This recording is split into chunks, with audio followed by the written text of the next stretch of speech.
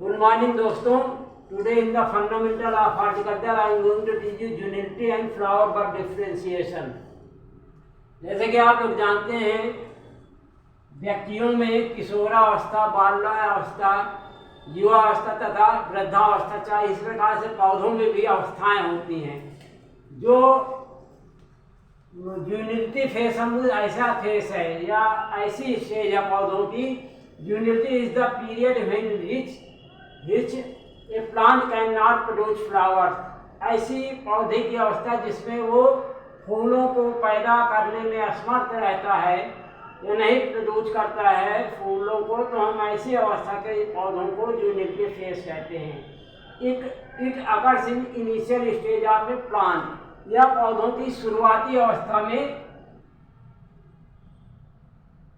विद्यमान होती है. In this stage the development of new parts takes place. ऐसी अवस्था में वानस्पतिक वृद्धि होती है, नए नए अंग उसके विकसित होते हैं. It can last up to 20 to 30 days and can go up to 30 to 40 years depending upon the type of a plant. पौधे के अनुसार या 20 से 30 दिन में भी समाप्त हो सकती है जुवेनिलिटी फेज, अथवा 30 से 40 वर्षों तक भी रह सकती है. It can be considered as childhood phase of a plant. या पौधे का, अगर हम इसको बचपना कहें, पौधे का बचपना कहें तो अतिशयोक्ति नहीं होगी. तो कहने का मतलब ये है कि ये पौधों जो जुवेनिलिटी फेज रहती है एक तरीके से पौधों का बचपना कहलाती है.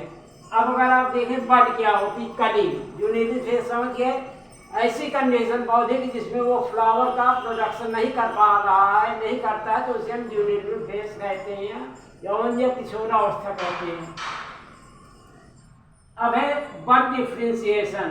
जैसे कि आप लोग जानते हैं कली से ही फ्लावर का निर्माण होता है, तथा कली का जब फ्लावर होता है तो उसमें पोलिनेशन होता है, फर्टिलाइजेशन होता है, तब उसमें उसके बाद फलों का निर्माण होता है. तो लेकिन सर्वप्रथम कली का निर्माण होता है. कली क्या होती है? A bud is an underdeveloped part of a plant. जो एक बड़ होती, कली होती है, वो पौधे का अविकसित भाग होता है, under developed part. It produces at the tip of the stem, या तने के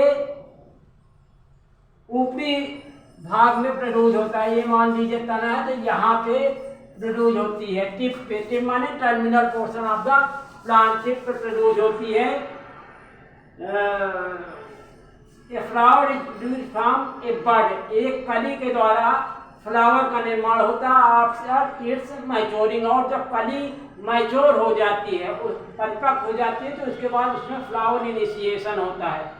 it is generally protected by layers of leaves और सम गमी सब्सटेंस. और कली जो है उसका सुरक्षा कवच होता है, या तो लीव्स होती है या कुछ चिपचिपा पदार्थ होता है. फलदार पौधों में, वृक्षों में अगर हम मुख्य रूप से देखें 2 प्रकार की कलिकाएं होती हैं. नंबर 1 कलिका है वृक्ष के शाखा तंत्र के विकास को सुनिश्चित करने वाली. जो पौधों के शाखा तंत्र को विकास करती है उसको हम कायिक या काष्ठ कलिकाएं अथवा वृद्धि कलिकाएं कहते हैं. इसके अतिरिक्त फूलों और उसके बाद फलों का विकास करने वाली जो कलिकाएं रहती हैं उन्हें जनन या फल कलिकाएं अथवा पुष्पंज कलिकाएं कहते हैं. जो कायिक कलिका होती है वो वानस्पतिक वृद्धि के लिए उत्तरदायी रहती है, तथा जो जनन या फल कलिकाएं होती हैं अथवा पुष्पंज कलिकाएं होती हैं, ये फूल तथा उसके बाद फलों का निर्माण करने के लिए उत्तरदायी रहती हैं.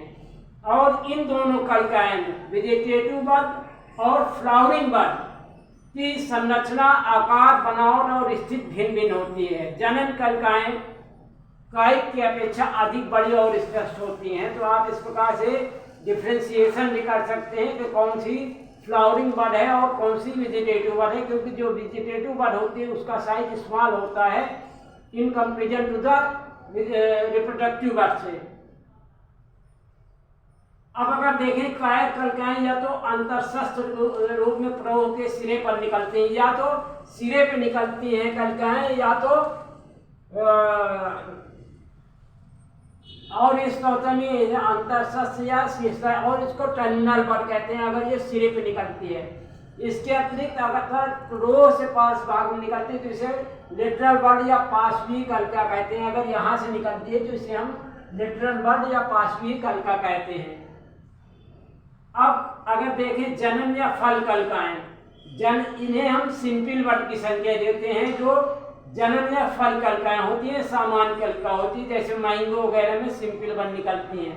A bud that produces either a vegetative leaf bearing shoot or flower but not both, ऐसी कलिका जो वानस्पतिक वृद्धि के लिए उत्तरदायी होती है अथवा उसमें फ्लावर भी प्रोड्यूस हो सकता है, लेकिन दोनों नहीं होते। केवल या तो वानस्पतिक वृद्धि होगी और या तो फ्लावर उसमें डेवलपमेंट होगा, तो इसे हम सिंपल बड कहते हैं। नेक्स्ट है मिश्रित कलिका या मिक्स्ड बड। ऐसी कलिका a bud that produces a branch and leaves as well as flowers, ऐसी कलिका जो शाखा, पत्ती तथा फूल का दोनों का भी निर्माण करती है, ऐसी कलिका को हम मिक्स्ड कलिका कहते हैं। Classification of birds can be done based on different factors like location, status, morphology and function. Bird का वर्गीकरण कई तरीके से किया जा सकता है, जैसे location, status, morphology and function. Birds based on location, अगर हम स्थिति के अनुसार देखें तो इट में भी टर्मिनल बर्ड, एक्सिलरी बर्ड और एडवेंटिशियस बर्ड। अब टर्मिनल बर्ड क्या होती है? टर्मिनल माने होता है ऊंचाई वाला पौधे का या तने का भाग। When bird is located at the tip of A stem, अगर ये स्टेम के सबसे ऊपरी भाग पर टर्मिनल पोर्शन पे, तो इसे टर्मिनल बर्ड कहेंगे। नेक्स्ट है एक्सिलरी बर्ड। लोकेशन का स्थिति के अनुसार बता रहा हूँ आपको, और अगर ये सहपत्र पे स्थित है तो उसे हम एक्सिलरी बर्ड कहेंगे। ये बहुत जानना जरूरी, क्योंकि जिस बच्चे का टर्मिनोलॉजी अच्छी होती है is a good student. When the bird is located in the axil of a leaf, अगर वो पत्ती के ध्रुव से निकल रही है, पत्ती के बगल से निकल रही है, तो इसको हम क्या कहेंगे? एक्सिलरी बर्ड कहेंगे।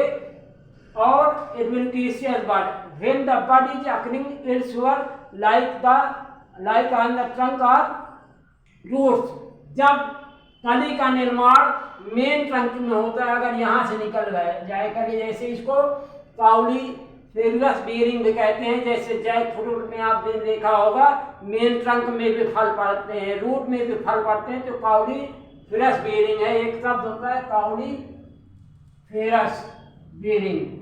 तो ये काउलीफेरस होता है, ये कोको में भी होता है, जैक फ्रूट में, जैक फ्रूट जल में भी फलता है, तो इस प्रकार से ये एडवेंटिशियस बर्ड कहलाएगी। Based on status,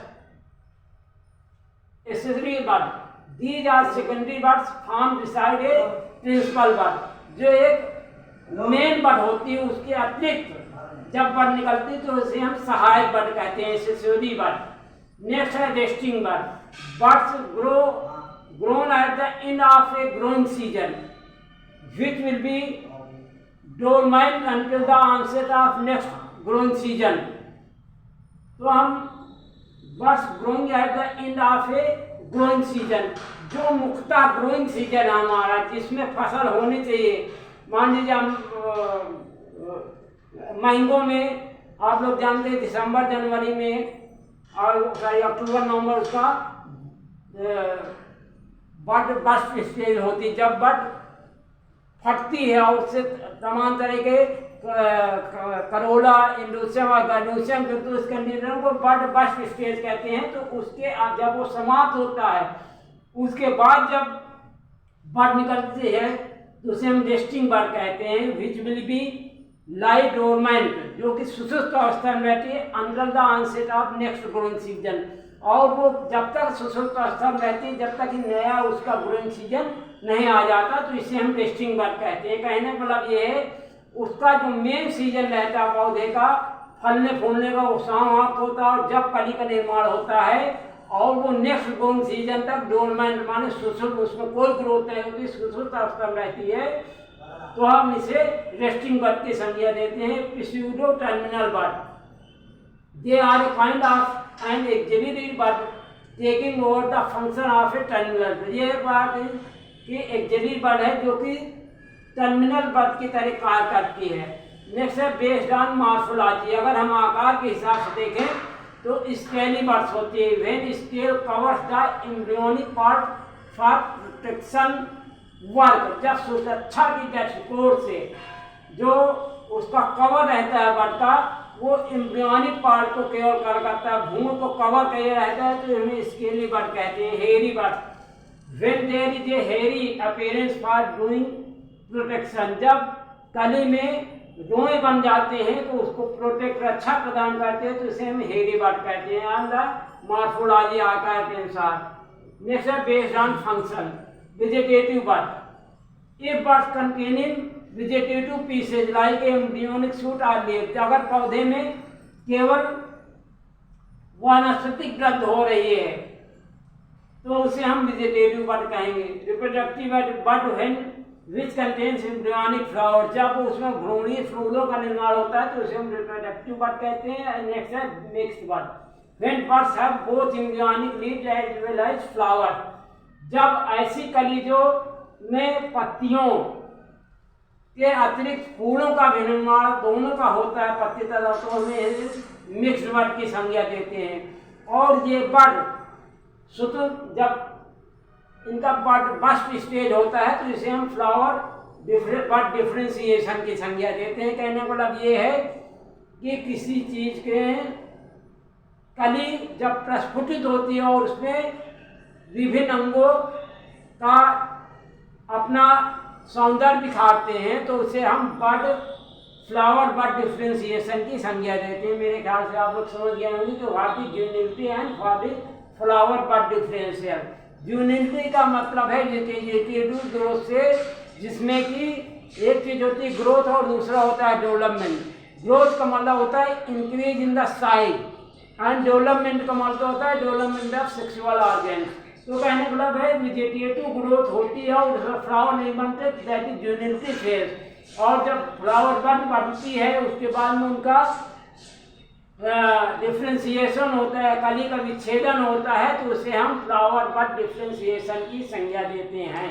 thank you very much. I request you to please like and subscribe my channel.